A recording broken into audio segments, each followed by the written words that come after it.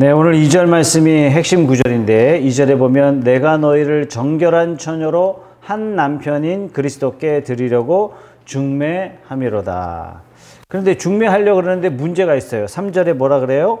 뱀이 그 관계로 마치 하와를 미혹한 것처럼 지금 미혹하고 있다. 미혹하는 자가 지금 고린도 교회를 잠입했어요. 그래서 고린도 교회를 어지럽히고 있어요. 이것 때문에 바울의 마음이 막 불타고 있는 거예요. 10장에서는 견고한 진을 세워야 한다라고 말씀하고 있는데 11장에는 이 불의의 무기가 침범하고 있는 거예요. 13절 말씀해 보면 그런 사람들은 거짓 사도요 속이는 일꾼이니 자기를 그리스도의 사도로 가장하는 자들이라. 이들은 바울에게 바울 너는 추천서가 있습니까? 이렇게 물어봐요. 그러나 바울은 이들에게 무엇을 이야기하고 있어요? 여러분들은 교회에 와서 도대체 무엇을 가르치고 있습니까? 이걸 중요하게 보고 있다는 얘기예요. 거짓 지도자들은 당신은 추천서가 있습니까? 어느 대학 나왔습니까? 이렇게 물어보고 있는 거예요.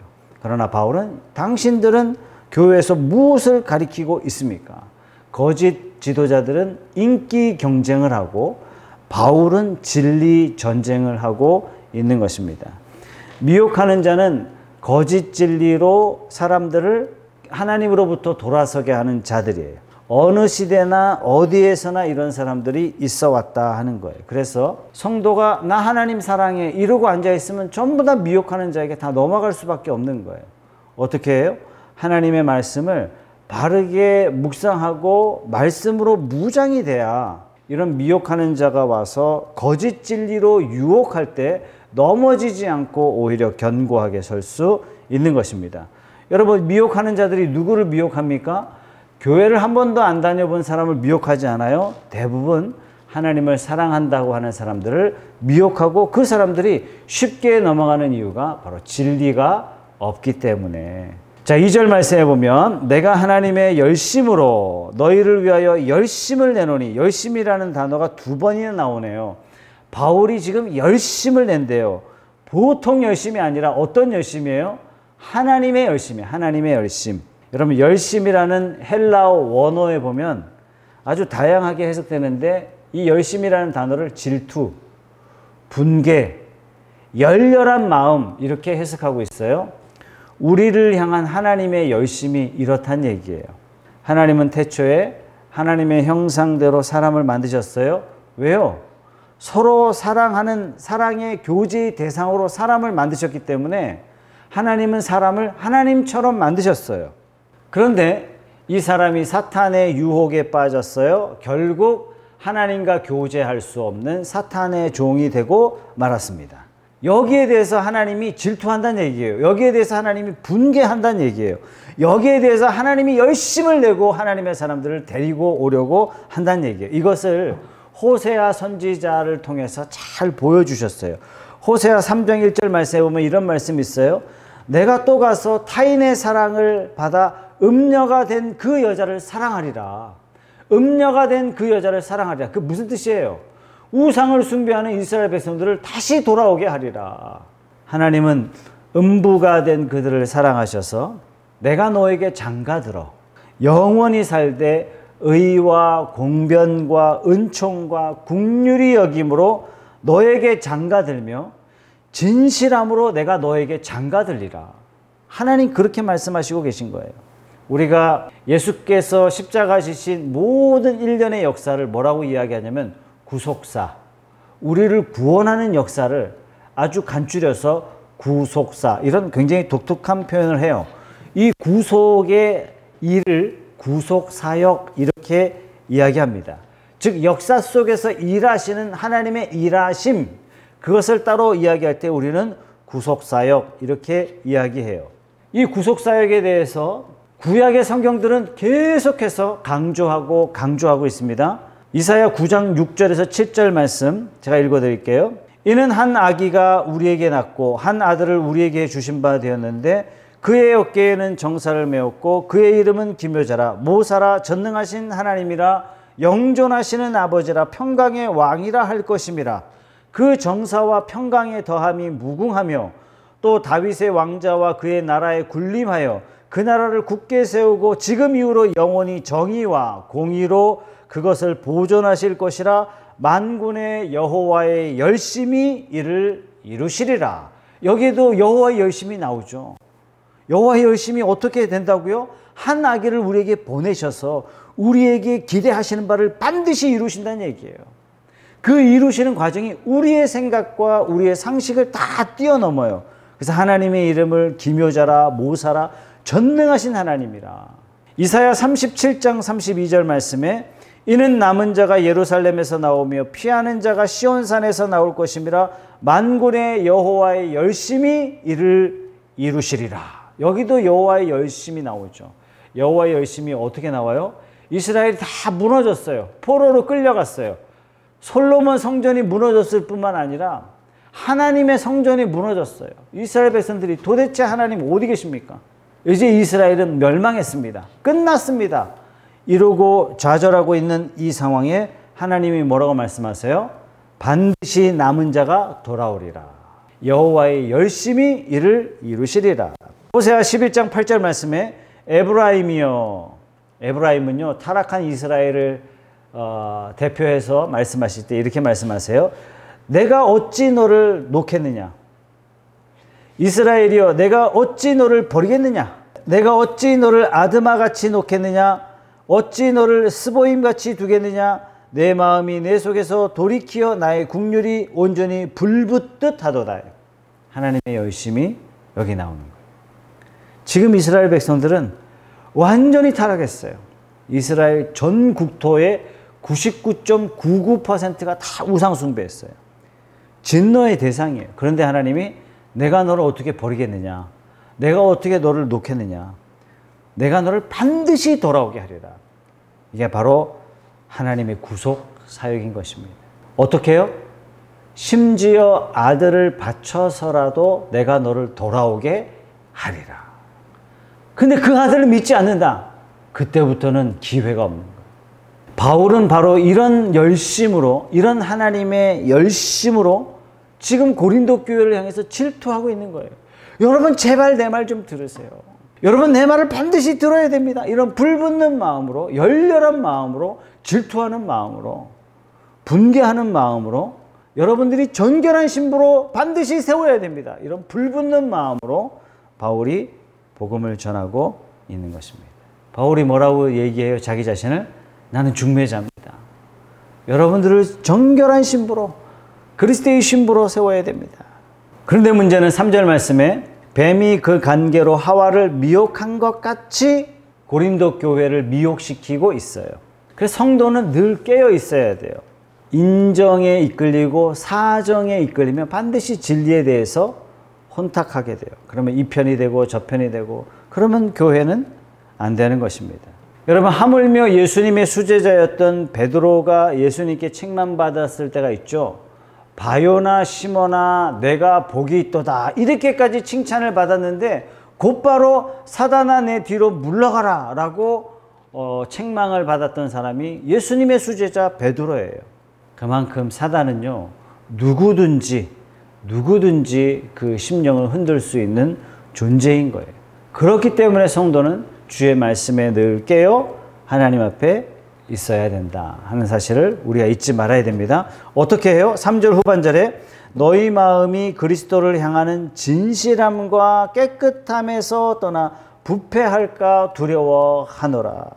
그리스도를 향하는 진실함, 그리스도를 향한 깨끗함. 여러분 우리가 진실함을 떠나고 깨끗함을 떠나면 자꾸 죄와 타협합니다. 죄를 그냥 받아들여요. 나도 모르게 부패한 자리에 서 있는 거예요. 나는 정결하고 싶은데 마음과 생각이 다 부패했기 때문에 내가 말하는 것, 생각하는 것, 행동하는 것이 다 부패한 결과로 귀결될 수밖에 없다는 얘기예요. 바울이 이것을 두려워하고 있는 것입니다. 우리도 이것을 두려워해야 돼요. 우리가 그리스도를 떠나서 진실함, 깨끗함 조금씩 타협보기 시작하면 우리 스스로를 부패케 하게 된다 하는 사실을 잊지 말아야 됩니다. 그러면 교회가 타격을 받는 거예요. 4절 말씀입니다. 만일 누가 가서 우리가 전파하지 아니한 다른 예수를 전파하거나 혹은 너희가 받지 아니한 다른 영을 받게 하거나 혹은 너희가 받지 아니한 다른 복음을 받게 할 때에는 너희가 잘도 용납하는구나. 이 고린도 교회 성도들이 그렇다는 얘기예요. 뭘 이야기하고 있어요? 다른 예수, 다른 영, 다른 복음을 전하는데 성도들이 그걸 용납하고 있어요. 왜 용납하고 있죠? 다른 예수, 다른 영, 다른 복음을 전하는 그 내용이요, 우리 귀에 듣기에 쏠깃한 거예요. 우리가 위로를 받아, 마음이 편안해, 웃겨, 재미있어, 유익해. 설교자도 자신의 인기와 명성을 얻기 위해서 복음을 전한다면 이건 다른 복음 전하는 거예요. 예수 말고 내가 다른 목적을 가지고 교회 와서 듣기 좋다 이렇게 받아들였다면 나는 다른 예수, 다른 영, 다른 복음에 박수치고 있을 가능성이 너무 많다는 얘기예요. 궁극적으로 복음의 말씀이 우리에게 이루 말할 수 없는 평안과 평강을 허락하는 것이 맞습니다. 그러나 1차적으로 나의 안위와 내 위로와 내 마음의 평화만을 위한 메시지를 받기를 원한다면 다른 복음에 박수칠 수 있는 거예요. 말씀을 전하는 자나 말씀을 듣는 자가 정말 철저하게 말씀 중심, 복음 중심, 이거 놓치면 교회는 산으로 갈 수 있습니다. 그러면요, 이 교회를 통해서 하나님이 영광을 받으시는 것이 아니라 사탄이 즐거워한다는 사실이에요. 오늘 고린도 교회를 향해서 바울의 책망이 그거예요. 여러분들이 다른 복음 받을 때 너무나 잘 용납합니다. 그런데 바울이 지금 복음을 전하는데 복음을 받지 못하고 있는 거예요. 5절 말씀입니다. 나는 지극히 크다는 사도들보다 부족한 것이 조금도 없는 줄로 생각하노라. 어떻게 이런 표현을 하죠? 다른 복음, 다른 영, 다른 예수를 전하는 자들은 바울은 지금 추천서가 없는 사람이야. 아니, 족보도 없는 주제에 이렇게 비난을 하고 있는 거예요. 이런 상황에 바울 자신이 나는 지극히 큰 사도보다도 조금도 부족한 게 없습니다. 무슨 얘기예요? 내가 전하는 복음이 조금도 부족한 것이 아닙니다. 온전한 복음입니다. 자기 자신의 직분을 보호하려고 하는 그런 표현이 아니라 나의 사도됨은 내 스스로 힘으로 된 것이 아닙니다. 주님께서 부르셨기 때문에, 주님이 주신 직분이기 때문에, 주님이 명하신 사명이기 때문에 지극히 크고 지극히 중대합니다. 우리도 그런 생각을 좀 해야 돼요. 교회에서 우리가 사명을 받아서 주님의 일을 감당할 때 목사님이 제일 커, 화장실 청소가 제일 나죠. 이것은 그리스도의 원리를 잘 모르는 거죠. 하나님이 내게 하라고 주신 일이구나 했을 때는 누구보다도 큰 직분인 거예요. 누구보다도 큰 사명인 거예요. 이런 마인드와 이런 생각으로 우리가 주의 일에 감당할 때 주님의 교회가 빛나는 교회가 되지 않겠습니까? 교회는 여러 가지 직분이 있어요. 장로도 있고, 안수집사 있고, 권사 있고, 집사 있고, 평신도 있고. 근데 이것을 서열쯤으로 생각하기 시작하면 교회는 진통을 앓게 됩니다. 내가 빨리 장로 돼야지. 저 사람 빨리 권사 돼야지. 반대로 집사 그 자체가 나한테 너무 큰 부담이다. 이렇게 여긴다면 이거 똑같은 겁니다. 하나님이 주셨다는 생각보다도 인간적인 힘으로 이 일을 감당해야지 하는 생각이 앞서기 때문에 높아지려고 그러고 아예 받지 않으려고 하는 이런 이중성이 오늘 한국 교회에 일어나고 있게 되죠. 오늘 바울은요, 어찌 보면 사도들 중에 가장 힘든 사역이에요. 왜 그럴까요? 모든 사도들은 예루살렘 교회 안에 있는 거예요. 예루살렘을 떠나지 않았어요. 대부분의 핍박을 받기 전에 중앙에 있었어요. 어찌 보면 사도로서 조금 인정받을 수 있는 그런 환경인지 모르겠습니다. 그러나 사도 바울은 전 세계를 돌아다니면서 먹을 것, 입을 것, 거할 곳이 보장되지 않은 그러한 상황 가운데, 목숨을 위협받는 그러한 상황 가운데 복음을 전하고 있어요. 인간적으로 봤을 때 사도 바울의 사도로서의 사역이 가장 힘들고 가장 고되고, 인간적으로 봤을 때 가장 피하고 싶은 유형의 직분일 수 있습니다. 인간적으로 봤을 때 사도 중에 가장 낫기 때문에 이런 일 하는 거 아닌가 이렇게 생각할 수 있단 말이에요. 그러나 사도 바울은 그렇게 생각하지 않아요. 왜? 이 일이 하나님으로부터 주어진 일이기 때문에 누구에게 주어진 일보다도 나에게 가장 중요한 사명입니다. 멋진 일이에요.